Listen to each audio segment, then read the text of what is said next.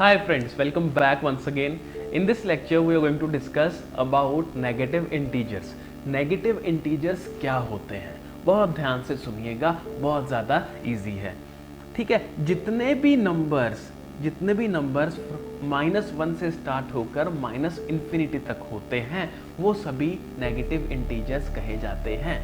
ठीक है, तो लिखते हैं -1, -2, -3, -4, -5 and so on up to infinity. ये सभी नंबर्स एक कलेक्शन फॉर्म करते हैं जिसको हम क्या बोलते हैं? Negative integers.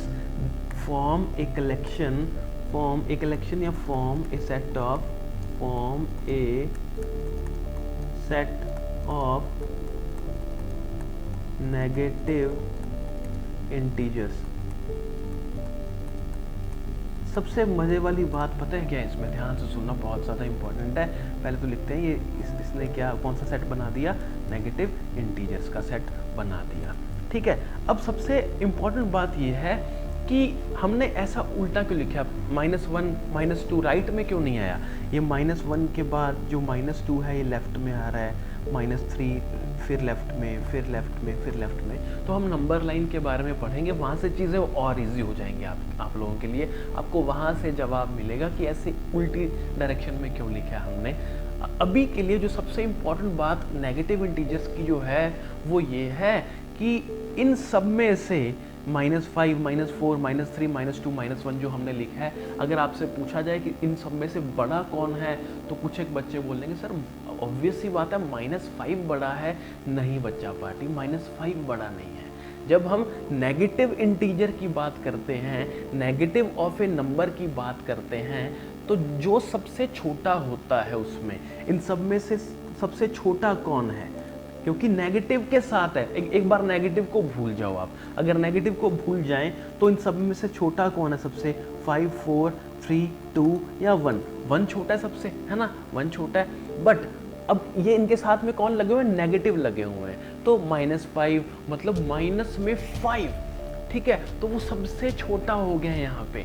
ठीक है, -4 उससे बड़ा, -3 उससे बड़ा, -2 उससे बड़ा, -1 सबसे बड़ा किसका? नेगेटिव इंटीजर्स में से जो सबसे बड़ा डिजिट है, सबसे बड़ा इंटीजर होता है वो -1 होता है. तो हम लिख सकते हैं -1 is the greatest of all the negative integers. क्या लिख सकते हैं? -1 is the